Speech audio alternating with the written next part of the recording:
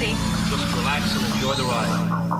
In crowd, 815, in crowd, 815, in crowd, 815, in crowd, 815, 815.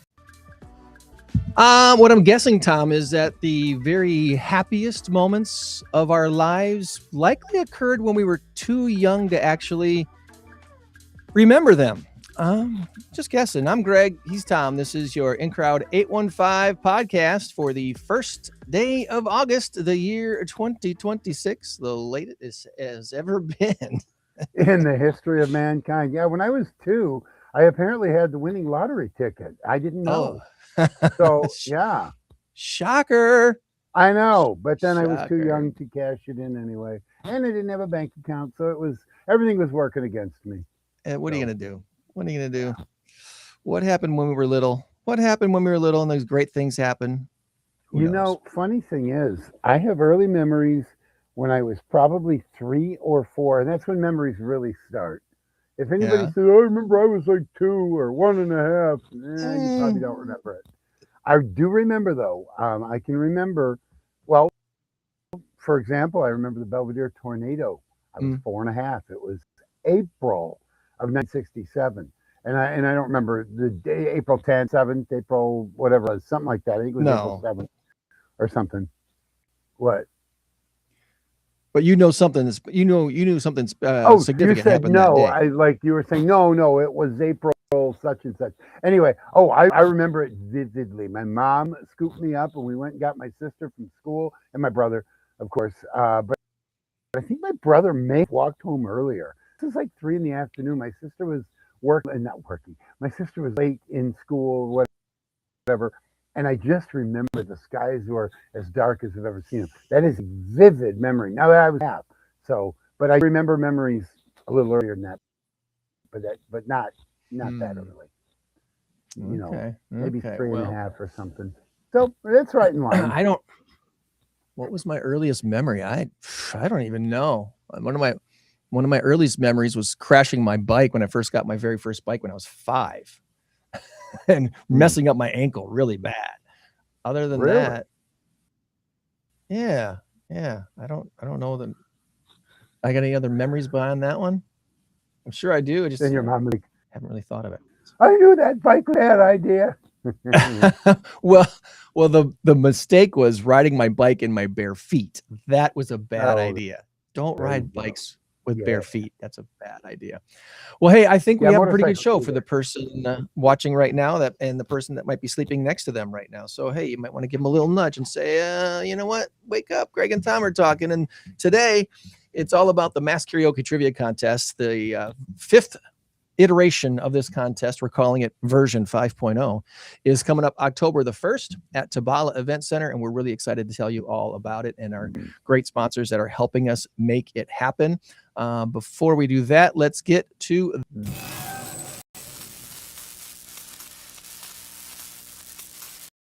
after an impressive 4-0 start, Tom has charged back with 3 wins in a row. It's 4-3 in our current race to 10. And our big number of the week this week, it's a pretty big one. It's 3 million. And we're asking you, is the answer movie or moving? Movie or moving? And let's see. You have sent me your guess. And I've got to make sure I got, okay, there we go. Make sure I got the right answer to set this time. So, yeah, 3 million. Movie or moving. I don't know why I put a pencil underneath the moving truck, Tom. I have no idea why. When I first plugged this request into AI for the graphic this week, guess what was there instead of that moving truck? You'll never guess. I don't know. Like 3 hoagie sandwiches, like sub sandwiches. And that pencil. And I'm like, no, replace the sandwiches with a moving truck. And it did what I asked it to. It replaced the sandwiches with a moving truck. I don't understand. What would 3 hoagies have to do with I move? don't. I really Once they don't get know. your system moving or something, I don't know. Put that in the comments too, please, as you're watching the show today. What does Subway sandwiches or hoagies or whatever you call them? Uh, what's the other good word for Subway sandwiches? Sub sandwiches, hoagies, heroes, bomb. What's the in Jersey they call them blimpies? Blimpies. Why? What does that have to do with moving? Anybody have a clue? I don't know. Because I didn't Well, get I it. could see I the just pencil with a moving truck because you're going to make a list and check it twice like Santa. I could see that, but not. Yeah, whatever. Anyway, I don't know. Well, you're seeing behind our heads this week the great big graphic, and I'm wearing the shirt. I'm wearing the original shirt from the original Masked Karaoke Trivia Contest, which took place in October of 2024. And I've told this story before up here, but I want to make sure people know how we got the start of doing this thing we call the Masked Karaoke Trivia Contest in 2024, which was the first. Was 2024 the first full year that I took over the in-crowd networking group? I think it was. oh no. Was it? I don't think Well, so. I think you've been doing it for about 20 3 years now, 3 or 4 years. Yeah, because 2023, I want to say 2023 was like the transition year, but maybe 2022 was the transition. My gosh, that's how good Yeah, my memory I is. think it was. Yeah, I'm pretty So- sure you've been doing it now for probably 2022. Here's why I'm having such trouble with this. Our good buddy John Berlin, who ran the in-crowd networking group for 9 years, had been asking me for a few years to take over the group and facilitate and keep running things. And I was like, nope. I was too busy with real estate. I had other things going on. We were doing our radio show Saturday mornings on WROK. And I was like, yeah, I don't have the time for that. And then one conversation, I said the word maybe. And you know what that means when you say maybe. Yeah. So the transition began. And what John did that was so excellent, besides keeping the group alive for 9 years, even through COVID and all the crap and stuff that was going on there, he booked all of the hosts for my first year of hosting the group. So I really didn't have to book anything for the first year. It was all set already. And I just needed to, facilitate and market and keep all the social media posts going and all that stuff. Mhm. And what I learned pretty quickly after taking over the in-crowd was that the original founders, again, good friends, Rebecca and Yolanda, had each moved into different states, one in Colorado, one in Florida, and they had each had been trying to start their own in-crowd groups in their new locations as well. So on Facebook, there was a little bit of confusion what the in-crowd was anymore. Where is it? Is it in Rockford? Is it in Colorado? Is it in Florida? And I'm like, you know what? We need to rebrand this. We need to make sure that everyone knows our in-crowd group is right here in Rockford. So that's when we did the rebrand. We updated the logo. We added the 815. And I changed the name of our Saturday morning State Line show to the In-Crowd 815 podcast. So we incorporated that all together. And in all of our hosts in 2024, we do our networking group events the last Thursday of every month, January through October. And the October host for 2024 was Medicare 411 and our good friend Tracy Foltz. And I was, looking at the calendar and going, Tracy, the last Thursday of the month this year in October falls on Halloween. It's October 31st. I don't think we can have a networking group event on Halloween night. I just don't think people will show up.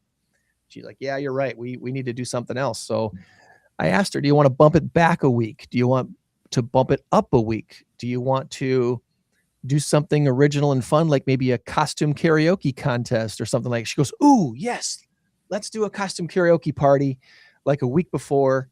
And we'll look at venues and we'll figure this out because her office won't be big enough to have this party, and we want it at a bigger venue. So we started the process.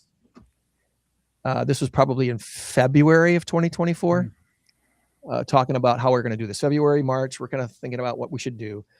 And that's when the idea came to me about combining trivia and karaoke and having a contest to benefit our local not-for-profits. And when I went to Tracy with the idea, she was thrilled with it. She was like, yes, yes, yes, let's do this. So instead of an October networking event, we'll have a different event. And the week before, for some reason, didn't work out, but 2 weeks before did. So October 17th of 2024, we booked the Hilton Garden Inn to host our very first Masked Karaoke Trivia Contest, where Tom was our trivia master. Our friend, the lead singer from the Rock Surfers, Tracy Matsky, was our karaoke DJ. We had a great room, a great stage, great setup, decent lighting. It wasn't great, but it was decent lighting.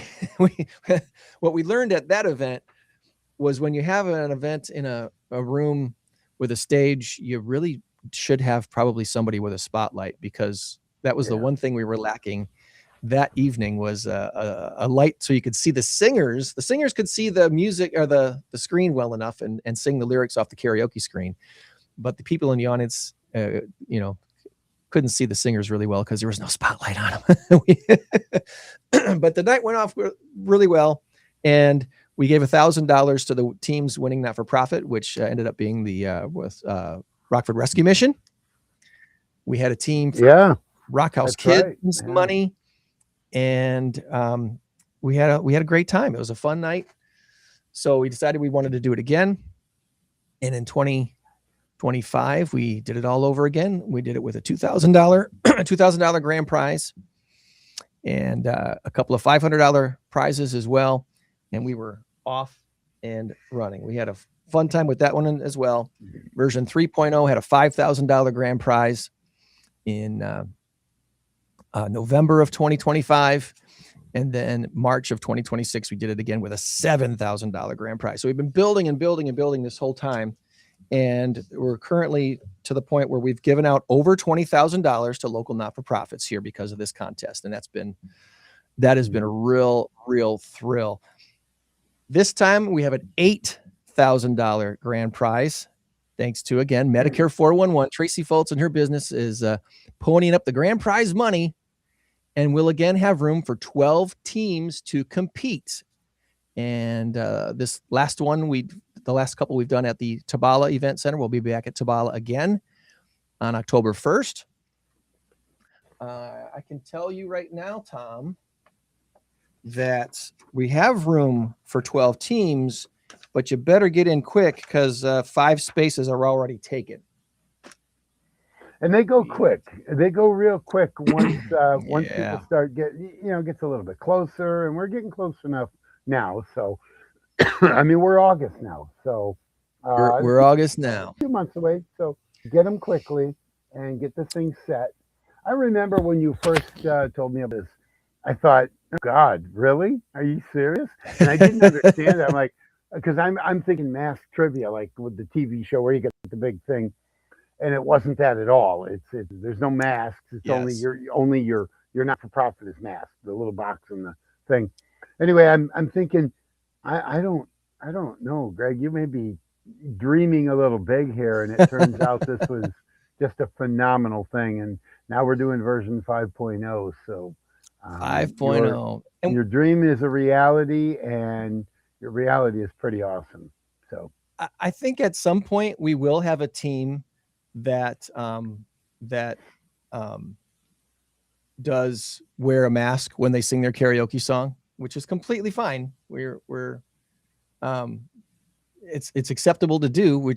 You don't have to do it. The masked portion of the contest is the fact that every table has a centerpiece, and that centerpiece has the team number. So, we're keeping track of scores by team number.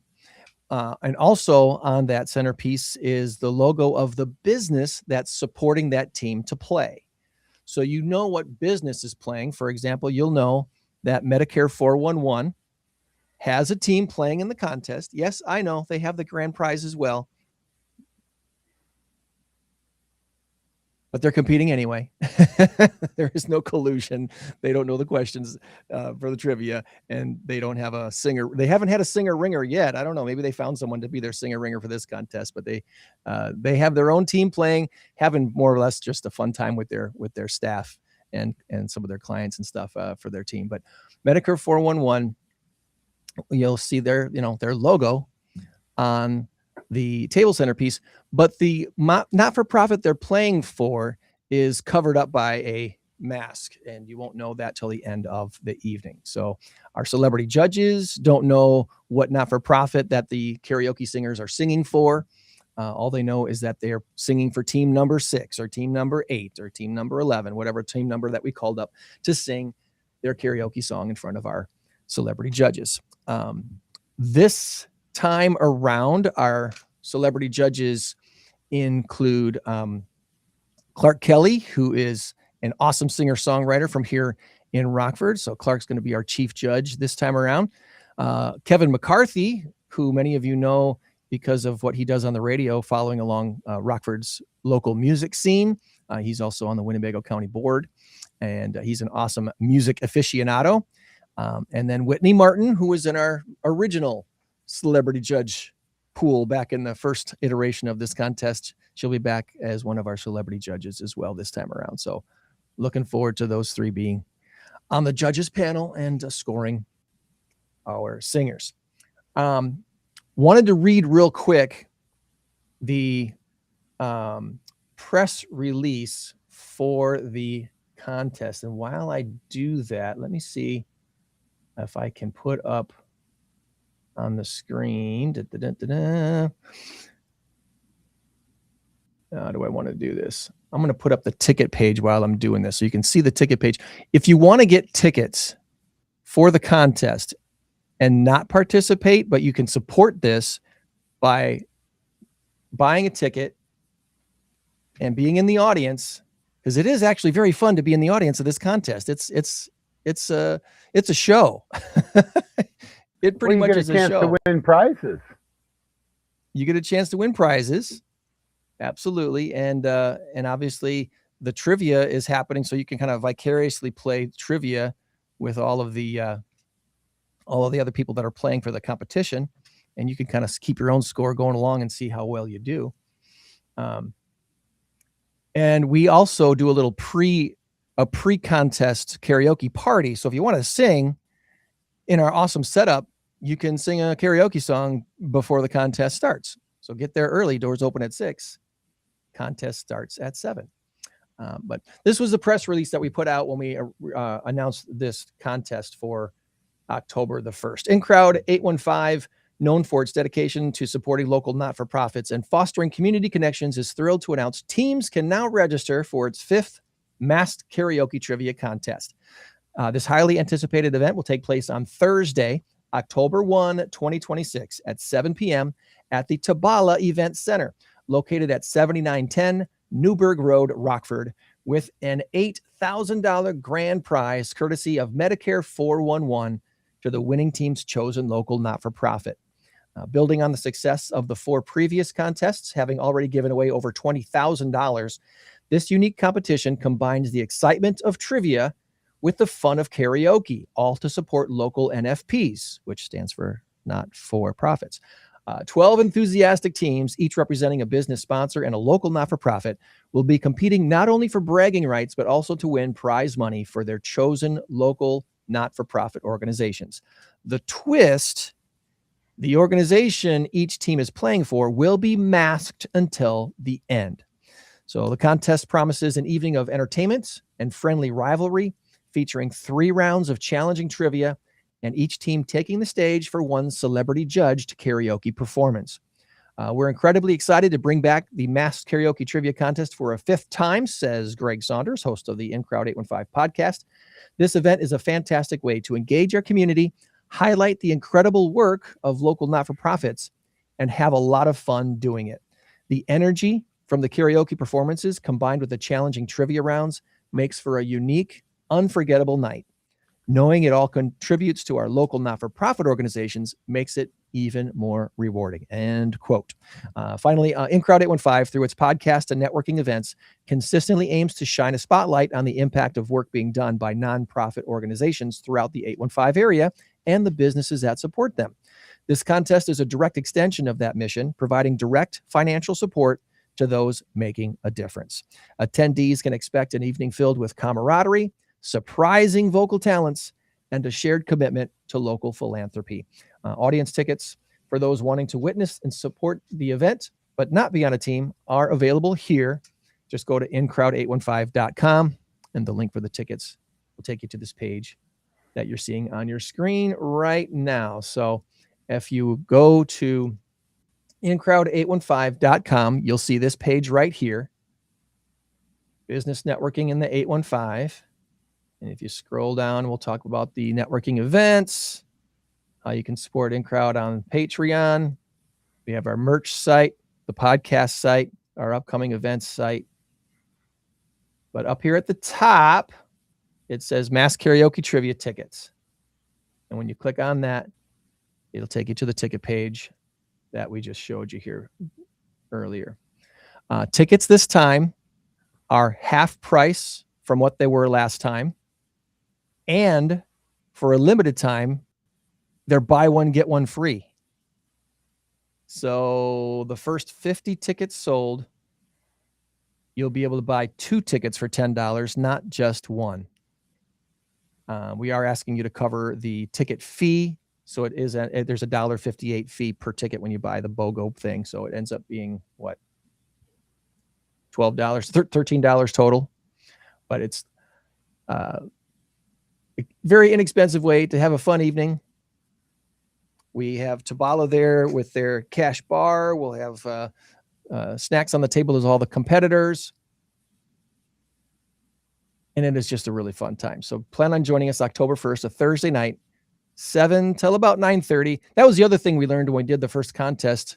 Even with 10 teams, we had a little too much trivia and too long of songs were allowed to pre-perform. So it kind of ended up being a little bit of a longer night than we wanted. So with 12 teams and with a trimmed down trivia contest to 3 rounds and not allowing teams to do Bohemian Rhapsody for their karaoke song, that helps. that helps keep the contest a little more in order. Mama just killed the man. Yeah. Great song, but probably not for an event like this. Yeah. So we keep the songs to your typical 4 minutes or under radio versions of songs, the typical ones, right?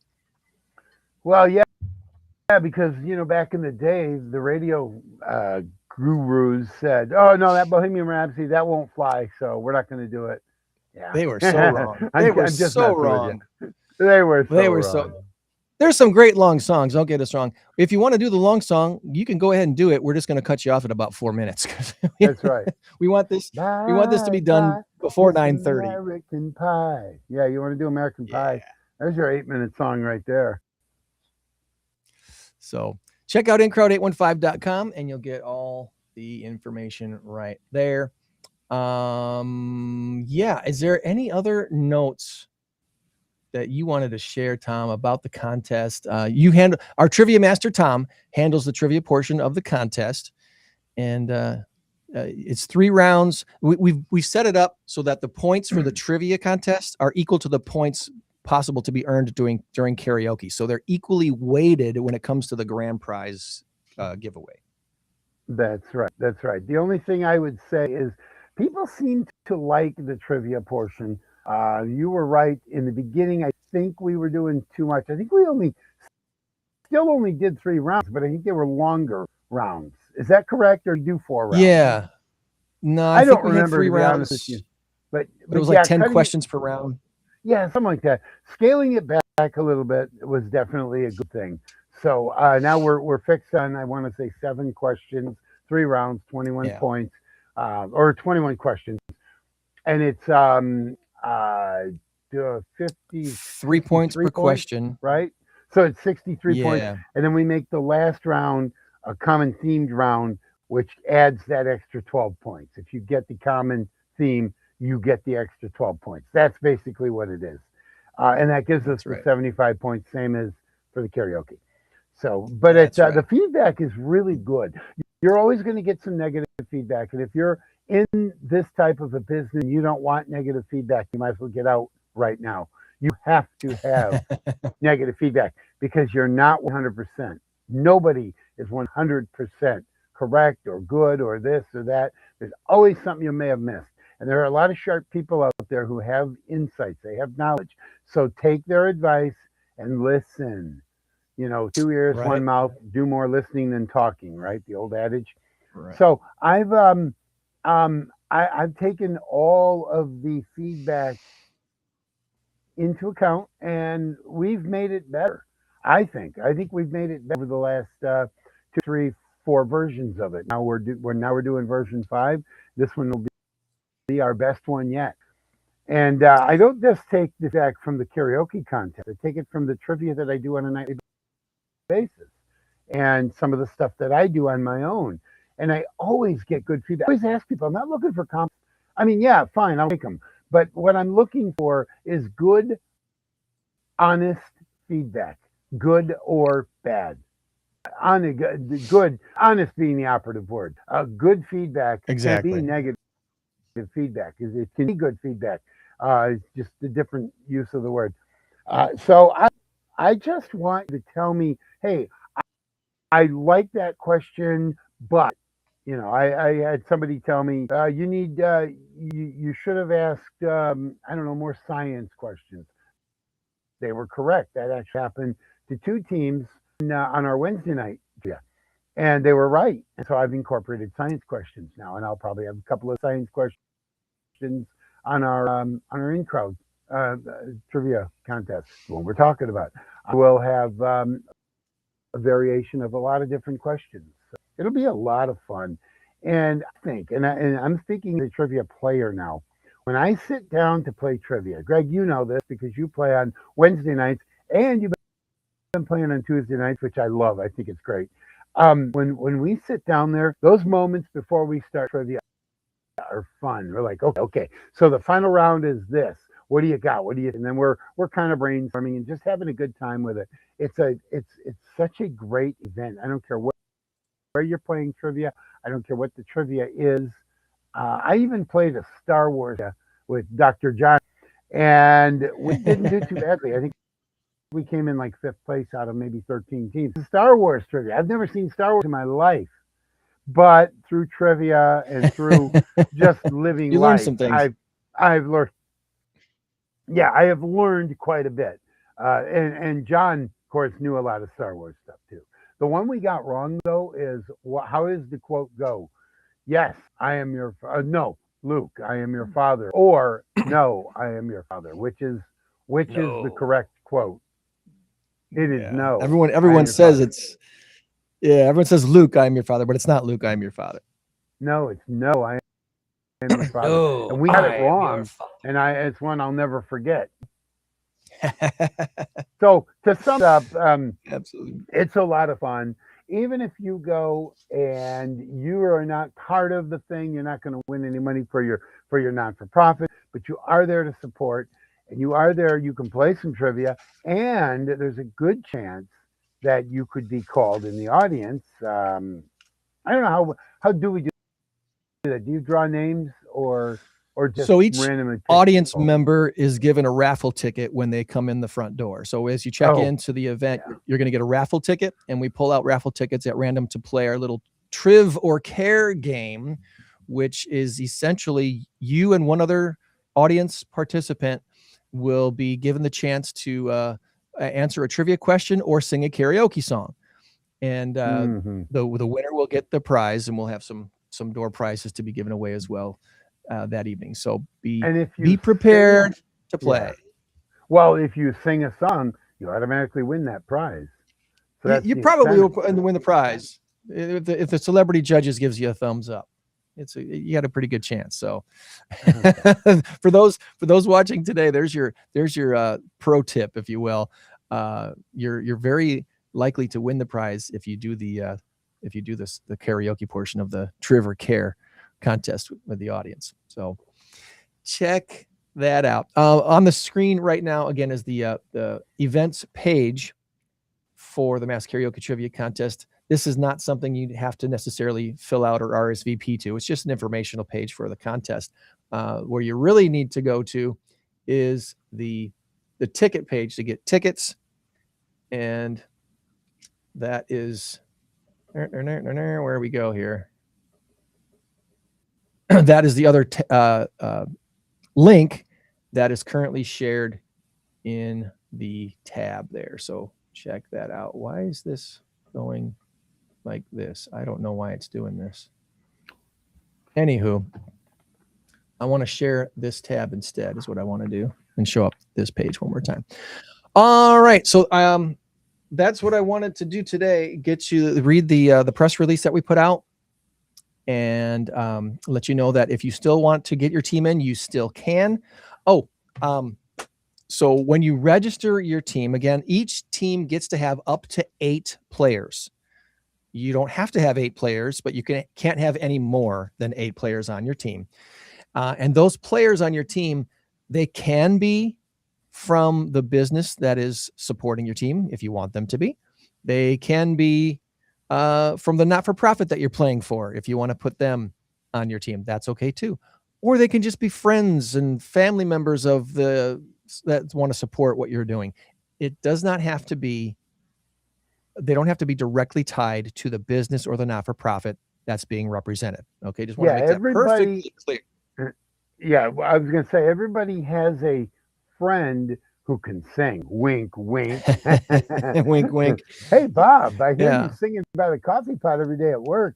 Have you ever thought of karaoke? Oh, yeah, I do it every Saturday night at such and such. Okay. Here we go. Well, bring your talents to the contest. We want to see what you can do.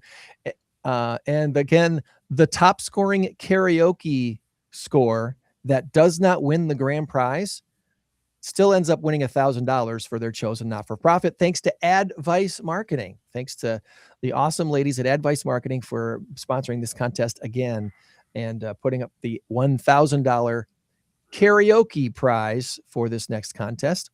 We'll also have a $1,000 trivia prize for the top scoring trivia team that does not win the grand prize.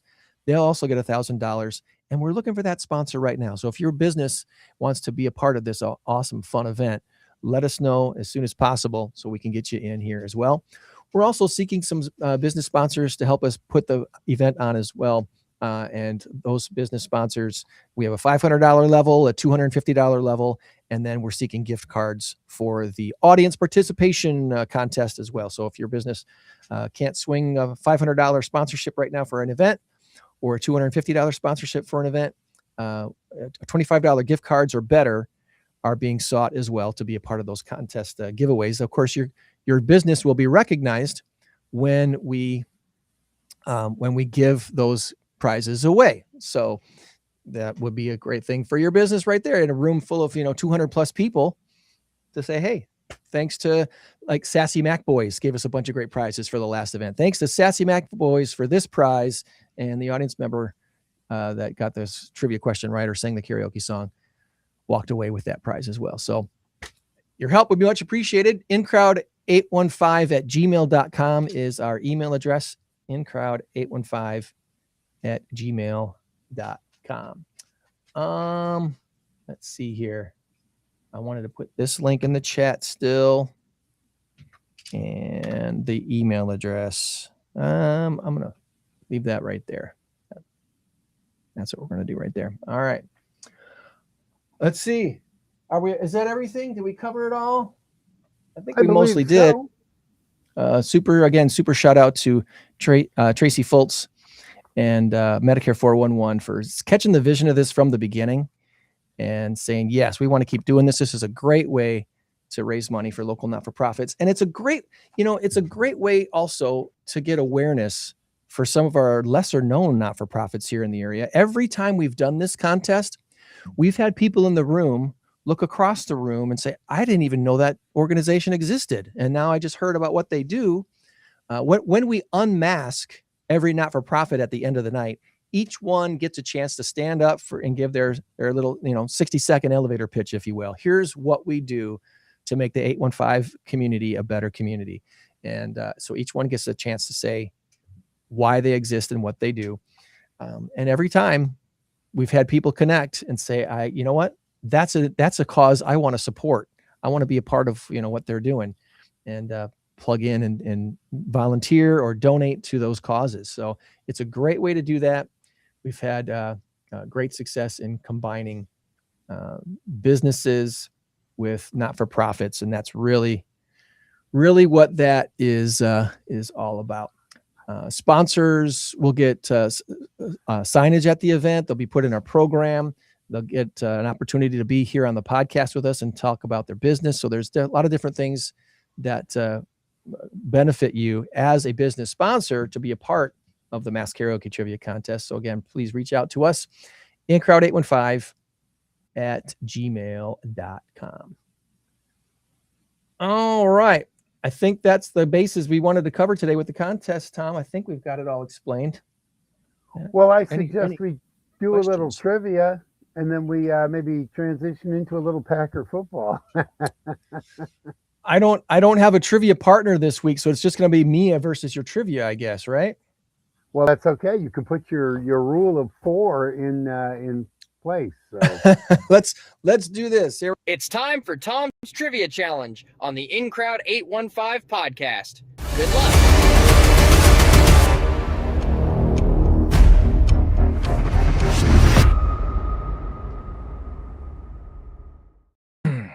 All right.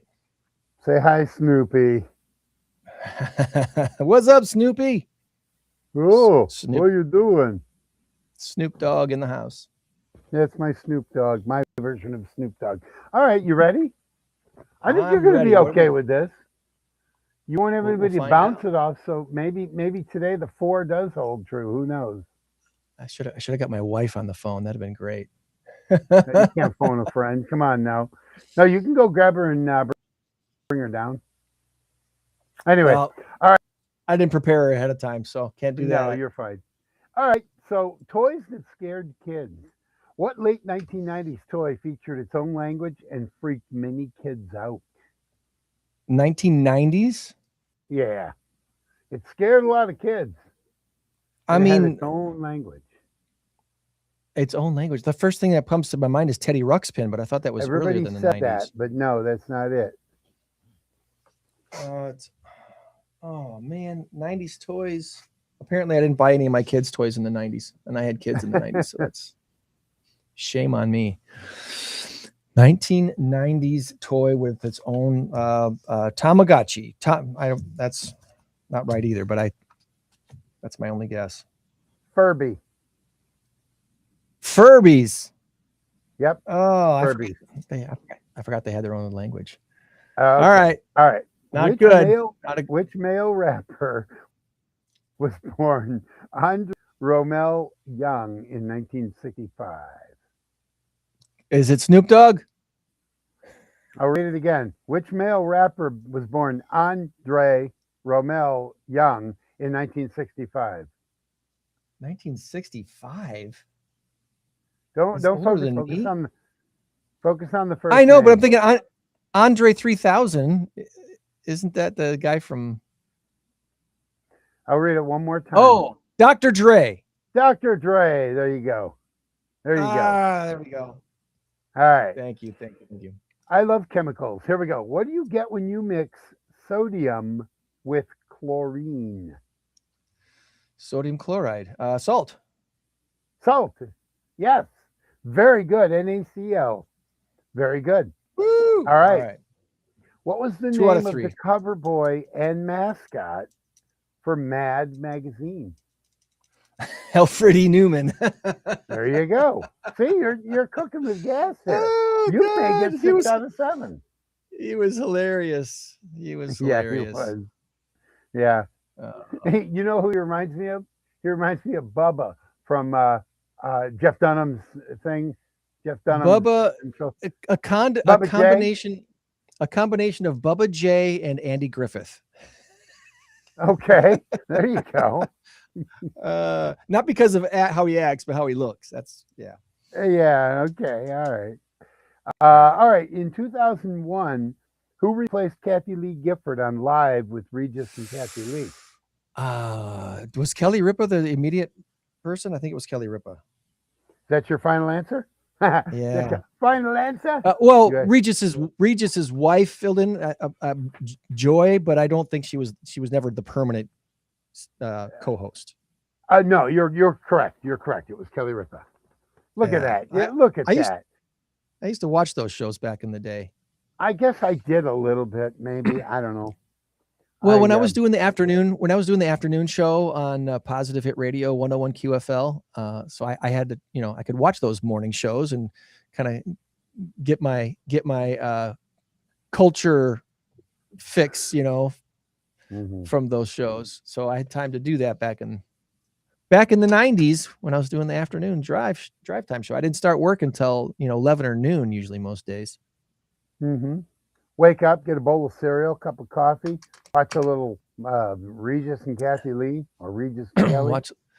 Well, and that's my story of 9/11. I actually when 9/11 happened, it was a Tuesday morning. How do I know that? Well, a lot of us probably know that, but on Monday, the 10th of September, I had just flown home from Nashville because I went to Nashville for a Christian music thing.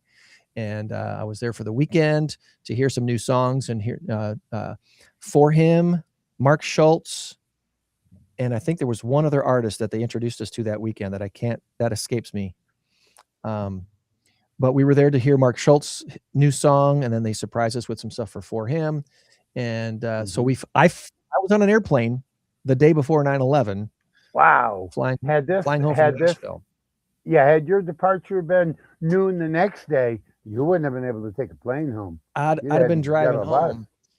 Yeah. And so because I did the afternoon show and because I just happened to have the rest of that week off because I had vacation time to use, I was watching Good Morning America that day and watched it all unfold on TV like everybody else. So wow, that's crazy.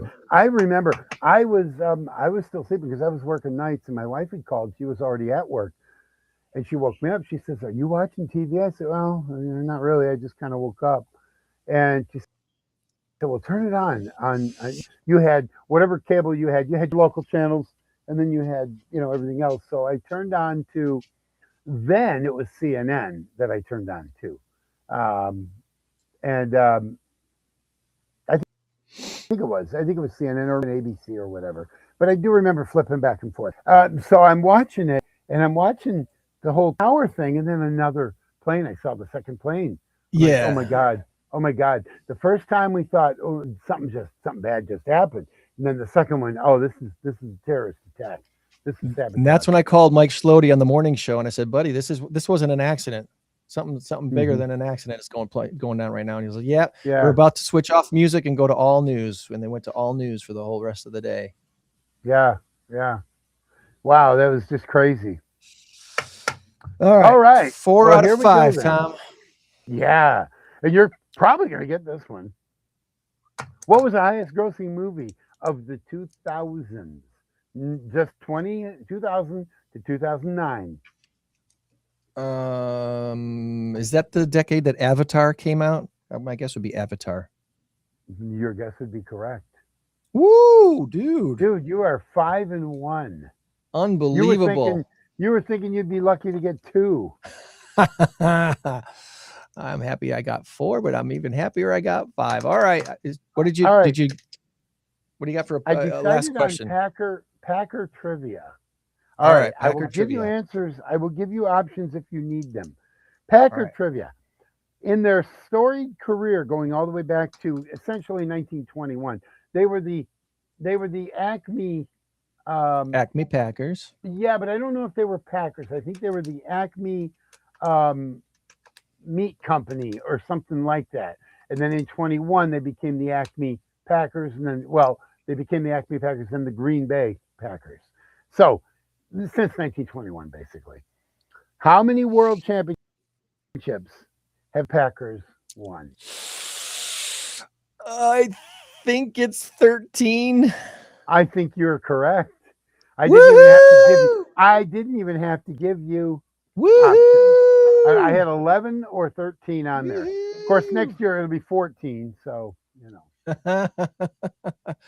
I don't have the same confidence that you have. I know that you're going to do well. You know, I you wouldn't know. put money on to win the Super Bowl though. Well, you know why you don't have the same confidence?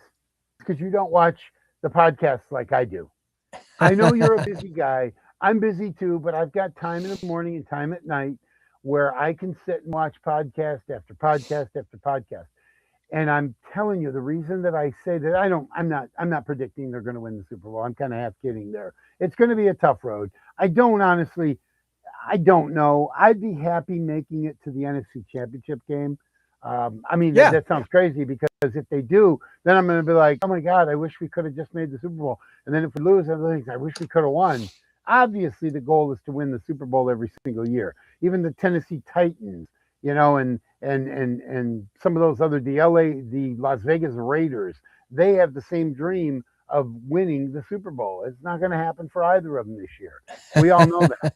But there's a good chance that it could happen for Green Bay this year. Who would have thought Seattle at the beginning of the year last year? Who would have thought Seattle was going to win the Super Bowl? Who would have thought that? So No. I watch a lot of podcasts, and a lot of the things that the Packers suffered from last year have been cleaned up. What's that, Tom? You say? Oh, glad you asked. Here are some of the things they've cleaned up. Number one, the one thing that I complain, well, there's two things that I complain about the most. One is Matt LaFleur's play calling, run Jacobs up the middle, run Jacobs to the right, run Jacobs to the left. Okay, let's punt. Second series, run Jacobs to the right, run Jacobs to the left. Oh, run it up the middle. Oh, okay, let's punt.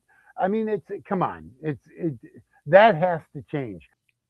This is going to be the year of the change. tight end. If you're not, for those who maybe not quite following along, what Chicago and what Green Bay are going to be doing with tight ends this year, this is going to be the year of the tight end. You just watch. But there's a twist. Luke Musgrave may be out for the year. Luke Musgrave, as much as we know that Tucker Kraft is number one, Luke Musgrave is good in his own way. He's very fast. He has good hands. He was good. He cannot get you any rack or run after catch, yards after the catch, yak, I guess, rack, whatever. He can't get you much of that. But he is a very good, solid tight end. However, there are a couple of names out there. One of them is Jonnu Smith. Jonnu Smith is one of the names, and the other is Will Dissly. Those are two veteran guys that are very good journeyman tight ends that they're looking at right now because Luke Musgrave has a neck injury, and Green Bay said head, neck, and heart are the three issues we look at the most as far as injuries. We are very uber cautious with that. That came from Brian Gutekunst. So, anyway, so the tight end situation, you're exactly right. They're going to do a lot of 12 and 13 personnel. 12 means 2 tight ends. 13 means 3 tight ends. 21 personnel means 1 running back. 22 personnel is 2 running backs. I just so you know the lingo there. And the things I've learned over a few years. So anyway, 12 and 13 personnel, you are exactly correct. And I'm looking forward to it. But the other thing that struck me is that Matt LaFleur himself said, not in so many words, he kind of phrased it differently or whatever, but he said, I'm going to let Jordan Love cook this year. I'm going to let Jordan Love do Jordan Love's things. You look at the games we lost last year. Who did we lose to? We lost to one-score games, like 5 one-score games. Well, yeah. We lost to Cleveland by a score of 13-10. Shouldn't have lost it. That was on Brandon McManus. But really, it was on Matt LaFleur because we should not have, against Cleveland's defense, which was good, but they weren't that good. Look at their record. Their overall record, where they win 5 games last year, they weren't that good. So we lost that game. That was directly on, 1, the kicker, but 2, on Matt LaFleur. We should have scored 40 points on him. All right, we lost the Carolina game, 16-13, at home, for crying out loud. No, we shouldn't have lost that game. That was a Matt LaFleur loss right there. We lost 10-7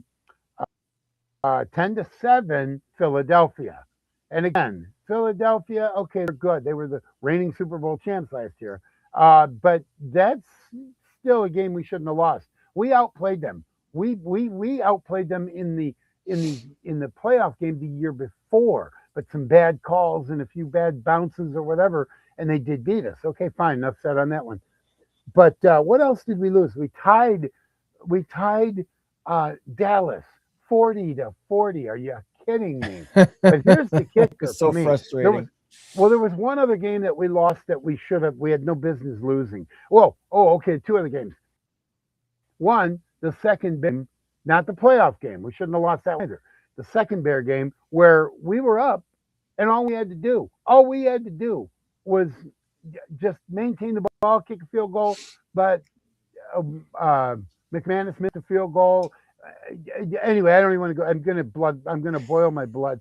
But then the other game that we lost Don't do that that. we shouldn't have lost is the Minnesota game. That gave us 5 losses to end the season. If that doesn't put a bad taste in your mouth, nothing will. Okay, that is being cleaned up this year. Matt LaFleur is going to let Jordan Love be Jordan Love. And from what I understand, Jordan Love is looking like Otto Graham, Joe Montana, and Steve Young's love child right now. He's looking like seriously, he is looking like the best thing since sliced bread.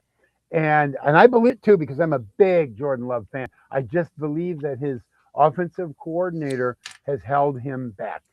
Case in point, the games that I just referenced. We were scoring 35 against Pittsburgh. We scored 34 against Detroit. We scored 28 against Washington. We're scoring points. We are scoring points in the victories because Jordan Love is good enough. He's good, and I don't mean good enough like, well, yeah, he's good enough. No, he's better than good enough. He's good enough to win games. He's good enough to come back. Remember the New Orleans game 3 years ago, his first season. We were down 17-0. He brought us back in the fourth quarter. We won the game 18-17. That's when people started going, I think we got something here. That game sticks in my memory bank. I'll tell you what concerns me, I guess, is, we don't have Malik Willis anymore. Who's our backup quarterback? Tyrod Taylor. A journeyman quarterback. He's got 15, 16 years in the NFL. He's very good. He's a very good He's passer. had flashes of goodness. He's got potential. So if they in the NFL season, they're probably going to need him at least one or two games. So is he going to be Malik Willis again? Probably not. No, I love Malik Willis. But you're going to see Malik Willis in Miami, and he's going to get his butt kicked. I hate to say it. I hate to say it. But I really do believe that we're going to fall in love with Tyrod Taylor the first time he goes in there, because he's a very good quarterback. He was a starter. Yeah. He was a starter for Buffalo until a trainer actually stabbed him in the abdomen, and he was out for 6 to 8 weeks. And then was it Buffalo? Because they've had Josh Allen for about 8 years now. It might have been someone. It might have been New Orleans or somebody, but he was at Buffalo for a while. But anyway, he's a really good quarterback, and I think we're going to be just fine with him. They went out and got the best bang for their buck, so I'm not worried about that.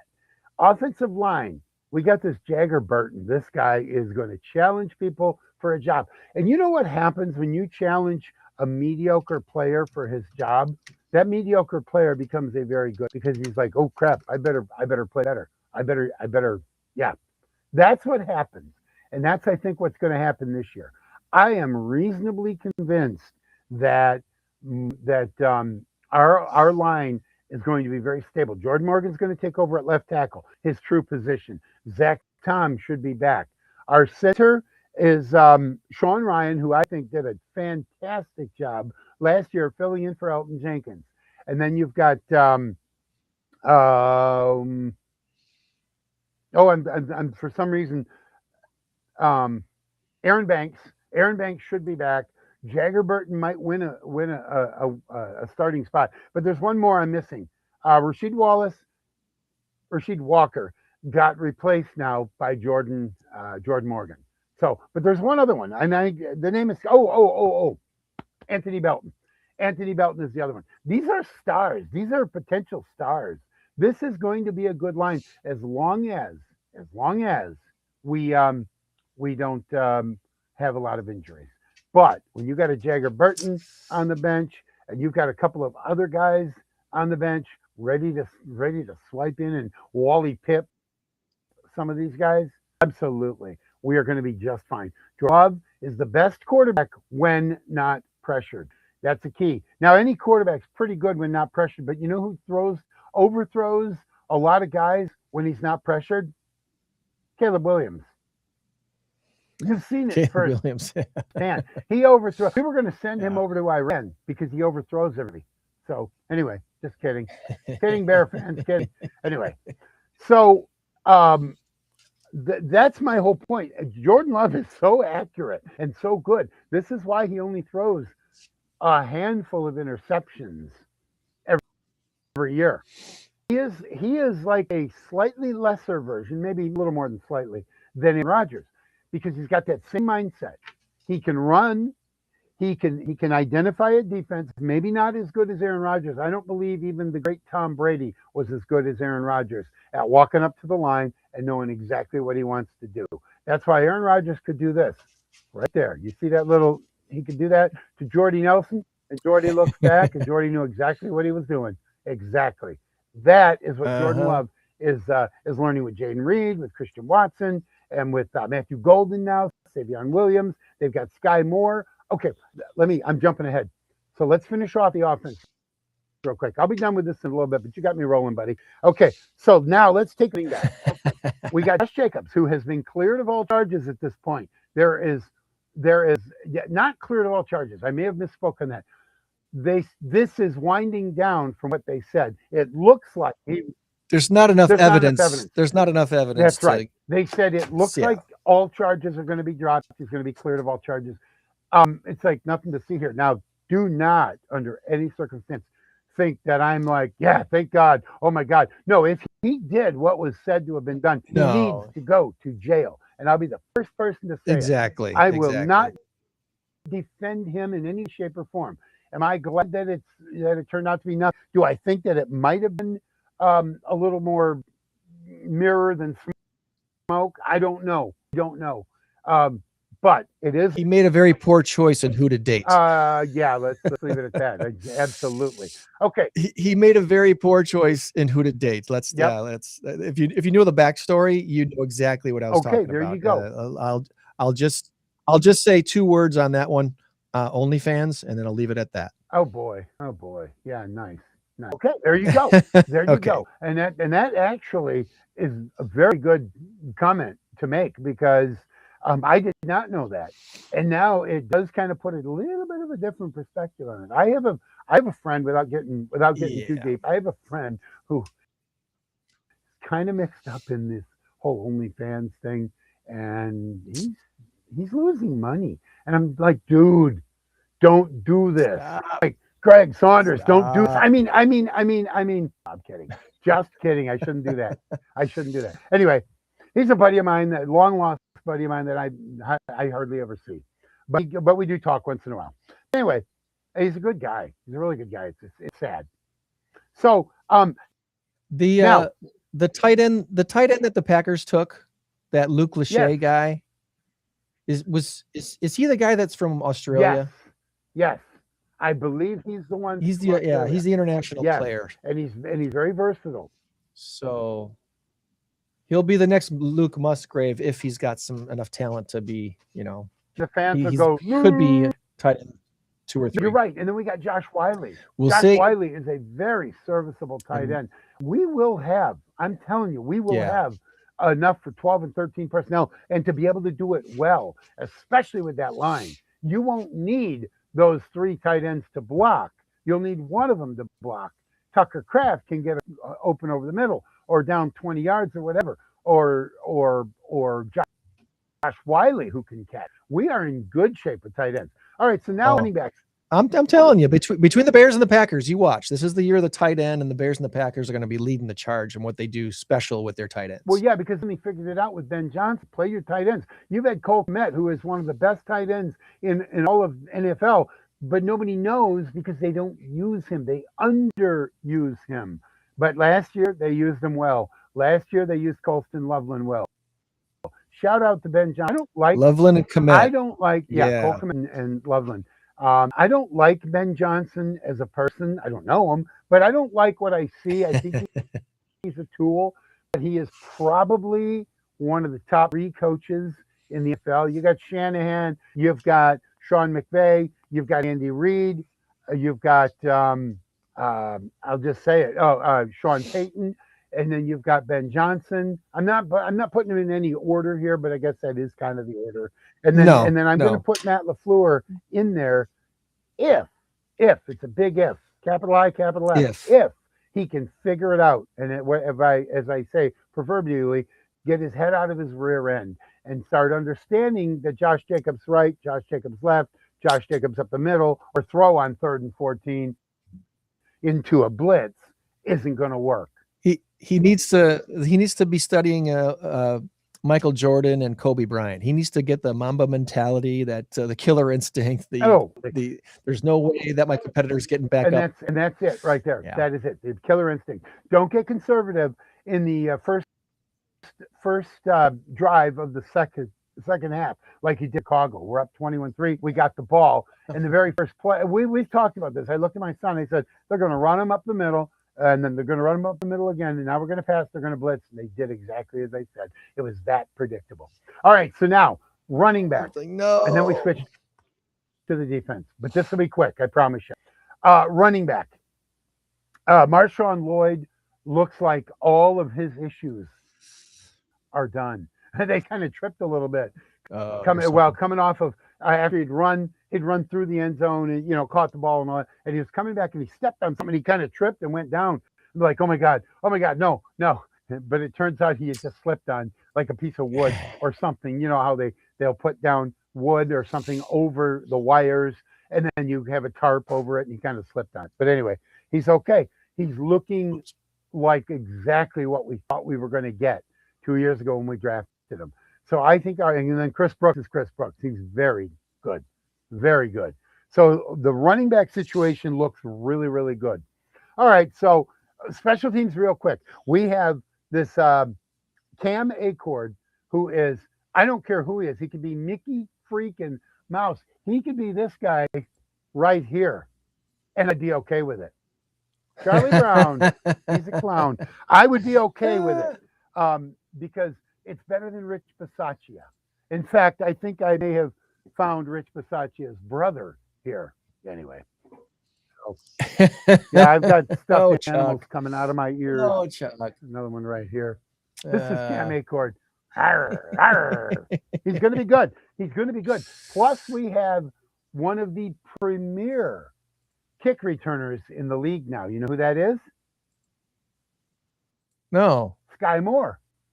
Sky Moore with San Francisco last year. Look up his with Kansas City a couple of years ago. Look up his stats. Okay. I don't know what his stats are. What I know is what they told me.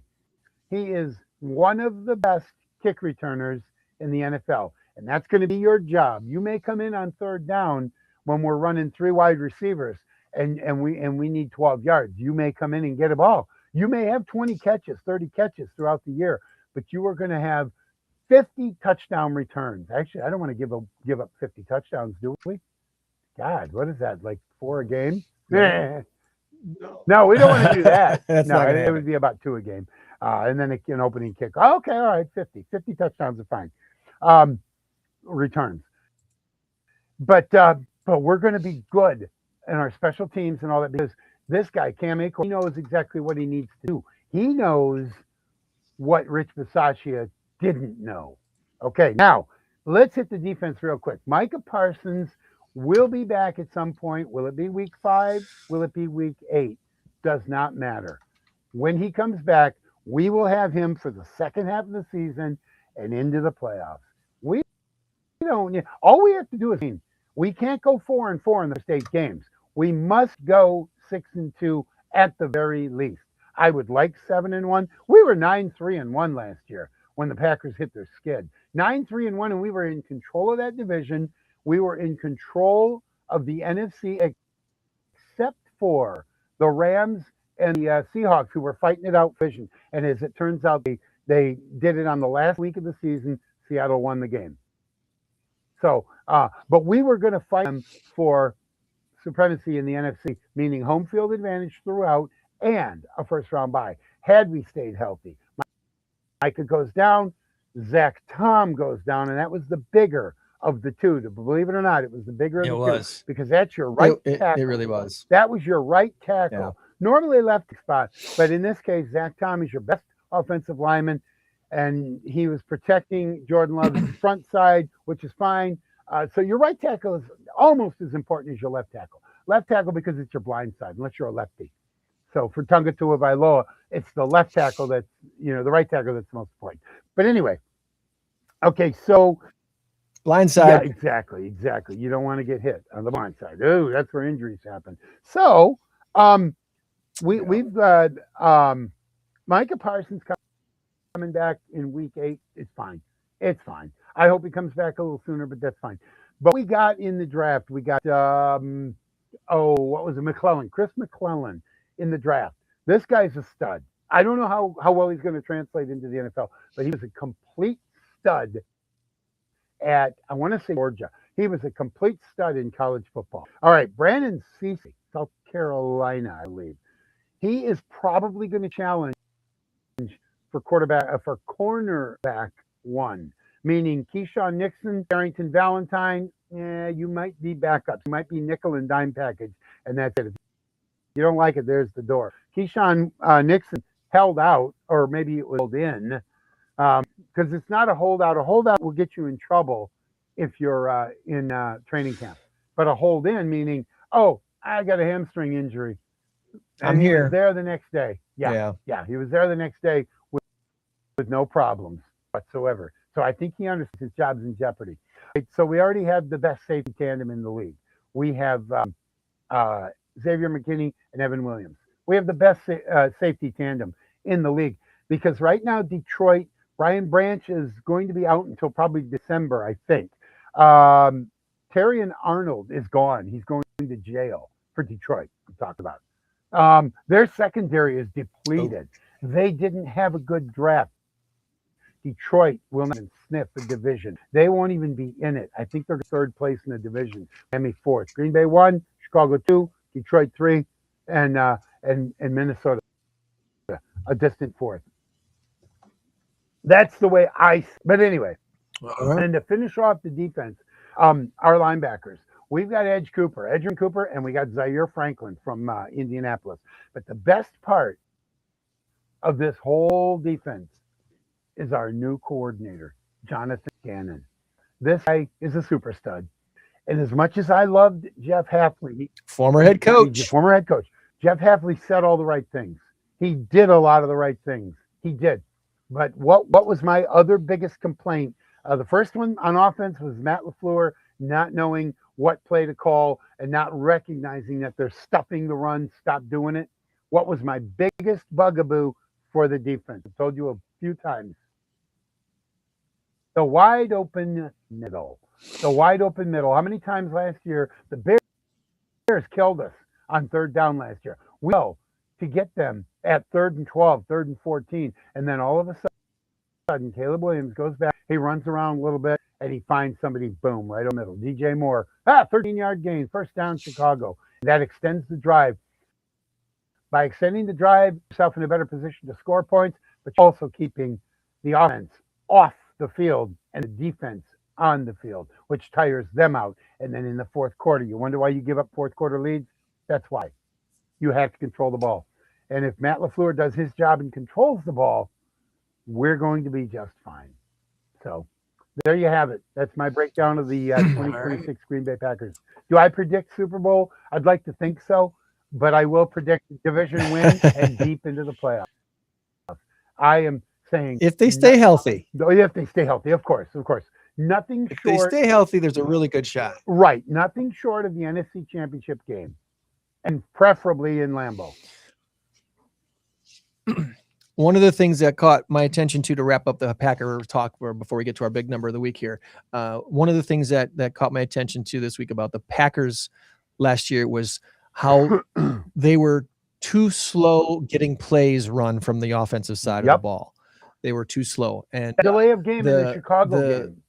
A 5-yard penalty. Yeah. Took it from 3rd and 1 to 3rd and 6, or 4th and 1 to 4th and 6, or something like that. So they're working on that. They're working on that big time in camp this year. Here's a stat that you probably saw, Tom, but I just wanted to throw it out there. Speaking of throwing, Jordan Love attempted 439 passes last year. Okay. That's 19th among all NFL quarterbacks. The guy who won the MVP, Matthew Stafford, guess how many times he threw the ball last year? 855. Love was 439. Matthew Stafford was 3 passes short of hitting 600. Okay, there you go. He had 597. I was way high. I said 800. Holy cow. Yeah.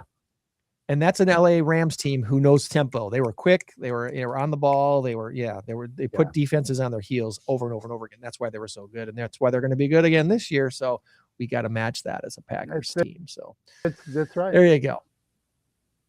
All right, let's take care of this business right here.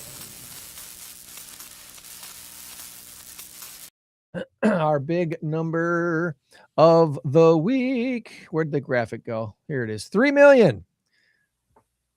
Come on, graphic. 3 million is our big number of the week. And the answer is it movie or moving?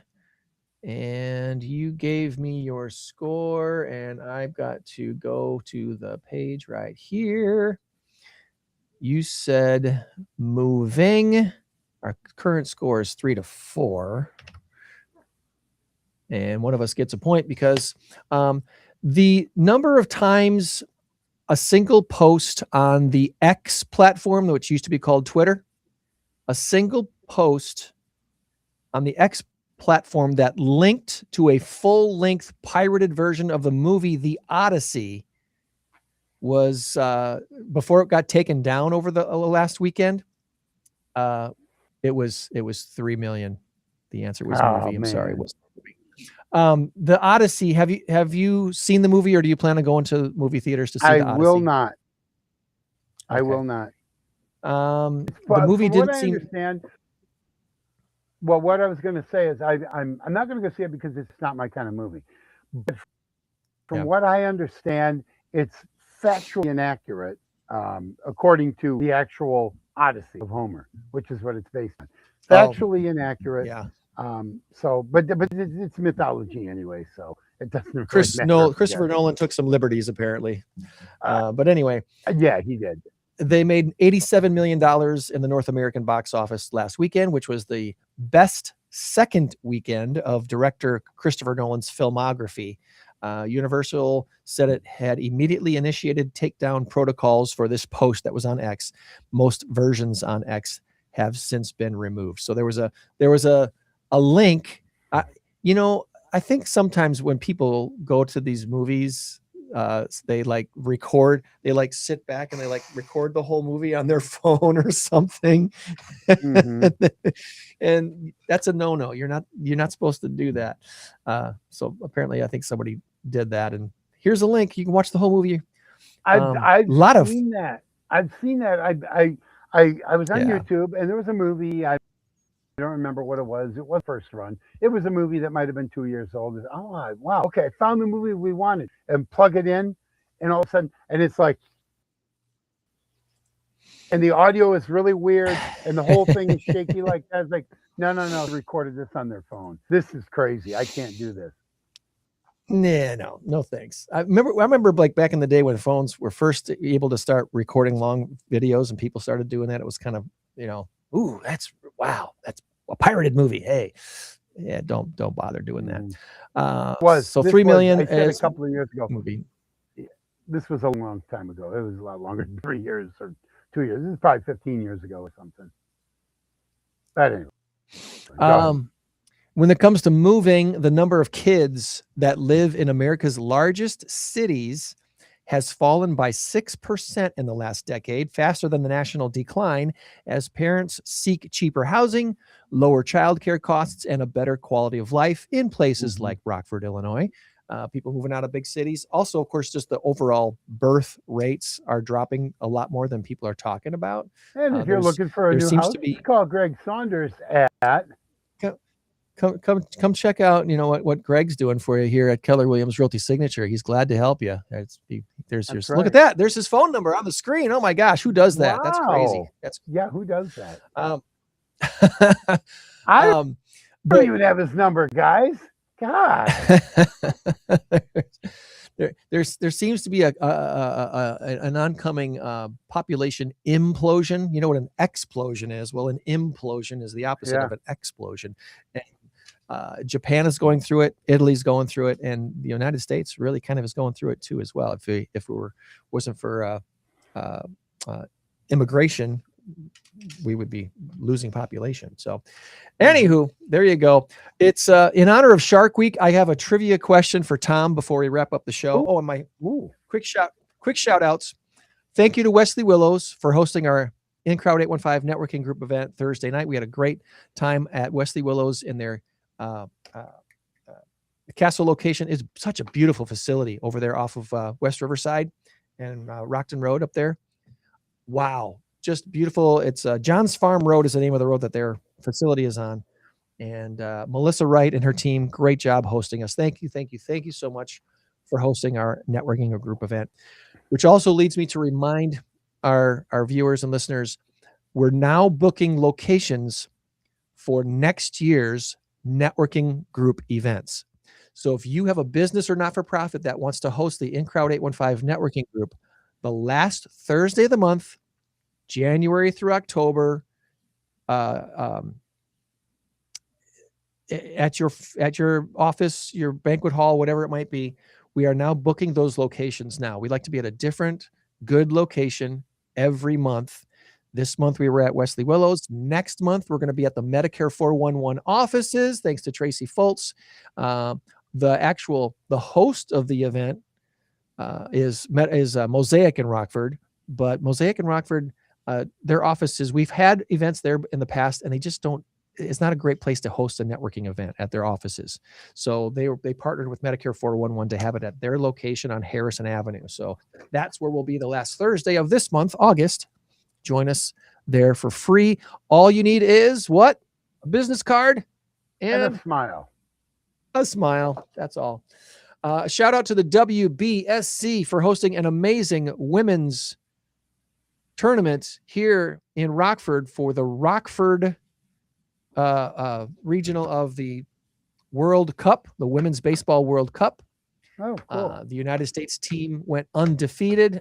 They won all 5 of their games. Australia came in second and Canada came in third. So the USA, Canada, and Australia will be back next year for the World Cup finals, taking on the 3 teams that did the best over in, was it Taiwan? Where the other regional was playing on the other side of the planet. And you can bet we'll see Japan. We may see Beijing.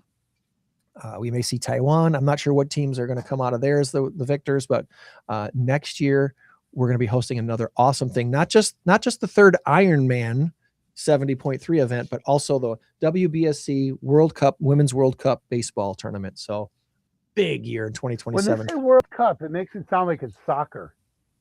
Well, it's similar to soccer. It's the women's fast pitch version of the soccer World Cup, if you will. So that's happening. And then finally, a shout out to Starlight Theater. Your last chance to see 9 to 5, the musical, is tonight and tomorrow night.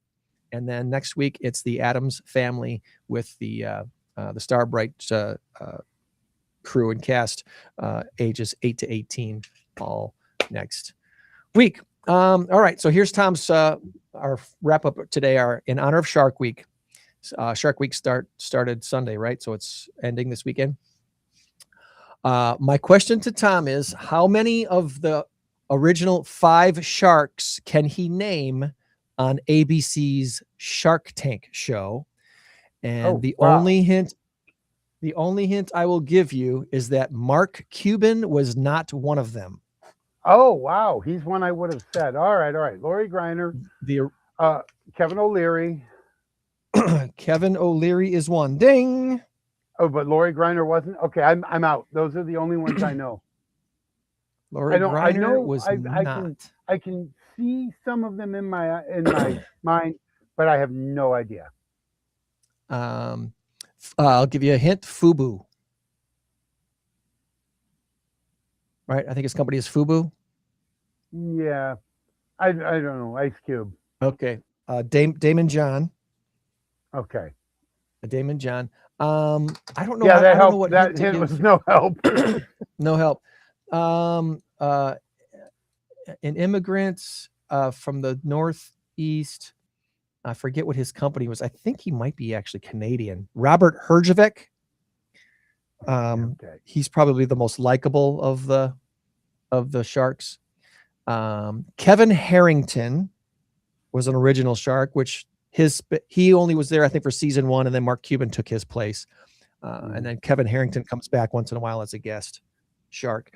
And then Barbara Corcoran, the real estate mogul from New York. So those were your 5 original sharks. I might have got 3 of those. I might have remembered 3 of them, honestly. I've never actually watched the show. Okay.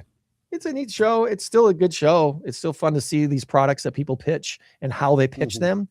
And then for these sharks to kind of judge their presentation and the product. Sure. And whether we can make money off of them. What I've seen, my experience with it is I see it on YouTube a lot, or I'll see it like on clips. So, I've seen bits and pieces of the show, but I don't even know where to find it, when to find it, or whatever. So, all right. Well, that's a good question. Too much for me. All right. Next week, a best of recent guests. So you can tune in and check out some of our best interviews from the last month and a half or so. And then 2 weeks from today is 815 Day here in the Rockford area. 815 Day is going to be a huge weekend. The Rock Yard event is going to be taking place downtown. You'll a fireworks show Friday night and a drone show Saturday night. So here's hoping we got good weather for that stuff. And our guests on this show will be the COO of Anderson Gardens and the director of development for Fairhaven Christian Retirement Center. So looking forward to meeting those folks. And I showed you earlier, I was scrolling earlier on our podcast page of incrowd815.com of the 131 now, I believe, not-for-profits that we've had on the show so far. Our goal to get to those all 200 of our local not-for-profits to be on the show at least once. And then by the time we finish that goal, there'll be 20 more added. So I have more job security. Exactly. And then the other thing is the businesses that support them. We haven't had much of a push in that arena yet, which I would like to put more emphasis on the fact that if your business is a major supporter or has chosen a not-for-profit locally to support in some tangible way that you can express, we want to know the story about that too. Why did you choose them? What do you do for them? That's the other portion of this podcast that we'd like to focus on is, hey, this business, like the example we just put up on the screen a little while ago, Medicare 411 is a big supporter of Mosaic in Rockford. Do you know why they support Mosaic in Rockford? There's a great story behind that, and you need to hear it. We should, we've had Tracy on the show to talk about that in the past. So that's one of the previous 329 episodes before today. One of those is Medicare 411, talking about supporting Mosaic in Rockford. So we want to hear those stories too. So, all right, my friends, that's going to wrap things up. Remember, we have time to go off air for about 2 minutes. I promise you it will not be longer than that. I have a couple of questions I want to ask. Okay. All right, my friends, you change the world when you help one person. So be a blessing to someone today and every day this week. We'll meet you back here next week for a best of recent guests edition of the In Crowd 815 podcast. Goodbye, buddy. Go Packers. Go Packers. 815 in crowd. 815 in crowd.